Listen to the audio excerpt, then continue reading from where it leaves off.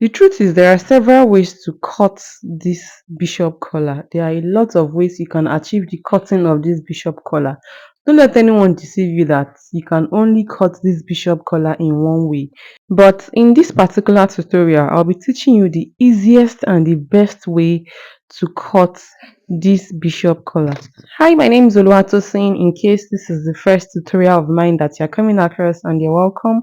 To all my returning subscribers, you're also welcome. If you are new here, please consider subscribing, and don't just subscribe, turn on the notification bell so that you'll be notified when next I upload a new video on this channel. Now, I made this jumpsuit that has this bishop collar, and I decided to make a detailed and more comprehensive tutorial on the bishop collar alone. Now, to be able to cut this bishop collar, firstly you have to know the measurement of where this collar is entering, which is obviously the neckline. So you have to measure around the neckline first, because this my jumpsuit has zip at the back, and this bishop collar will be extended to the zip allowance. So this my measurement has to start from the zip allowance. So what I did was to fold the neckline into two, and then I measured around starting from the zip allowance to the middle, to where the fold is. So what I measured there, I multiplied it by 2, because the neckline is on fold of 2 while I measured. After measuring the neckline where the bishop collar is entering, the next thing is to bring the fabric you are using to cut the bishop collar and fold it on bias. Fold it on fold of 2, just like a triangular form like this. Fold it on bias. So after folding on bias, the next is you are going to measure that neckline measurement on this piece of fabric. Now, because I'll be turning my bishop collar on both sides, I had to add 1 inch allowance to what I measured.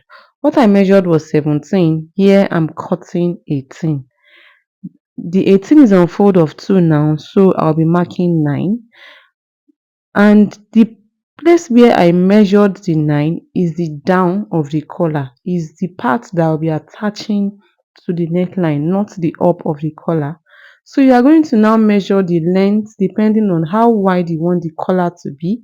In my case, I want it to just be 1.5. So I'm using 2.5 here. I measured 2.5 because I'll use half inch to turn it up, and I'll use half inch to attach it to the neckline itself. I hope that my explanation is clear. So I cut two of these. One is going to be the front and the other one is going to be the back, because I'll still be using the same fabric to turn this bishop collar, which is what I would advise anytime you are cutting a bishop collar. So after cutting out two pieces like that, what you will do next is to turn. So to turn this collar, you will face the right side to the right side, and then you will turn the up and the sides. You will not turn the down, because the down is the part where you will attach it to the neckline. So you'll be flipping it to the right side from the down. So just proceed to turning the up and the two sides. And when you are done turning, you will notch the pointy two edges so that it will be able to come out very well when you flipped it to the right side. So flip it to the right side after turning, then you will give this a very good press. Press it very well, let it lay flat. When you are done pressing, there are two ways to fix this bishop collar on the neckline. You can either fix it in a way that the neckline will be in between the collar, like you just top stitch the collar on top of the neckline will be in between. Then you can as well just join it directly on the neckline by facing the right side, or this bishop collar, both sides are the right side, but whatever side you've picked as your own right side, you face it to the right side of your garment, of whatever you are sewing, be it a shirt, a top, a dress, I mean a gown. So you're going to face the right side of this collar to the right side of whatever garment you are sewing. Then you pin it on each other, and then you stitch this collar directly on it like that. That's another way. If the method you want to use is to put the neckline in between, like into the bishop collar and top stitch, you must have pressed it. You must have folded your bishop collar with your pressing iron while you were ironing. You fold it inward on both sides with like half inch, so that when you get to the sewing machine, you just put the neckline in between it and then you top stitch. It is way easier that way. It's always advisable to use your pressing iron to press it down first. Press your fold down with like half inch on both sides first before you now stitch it on top of a garment.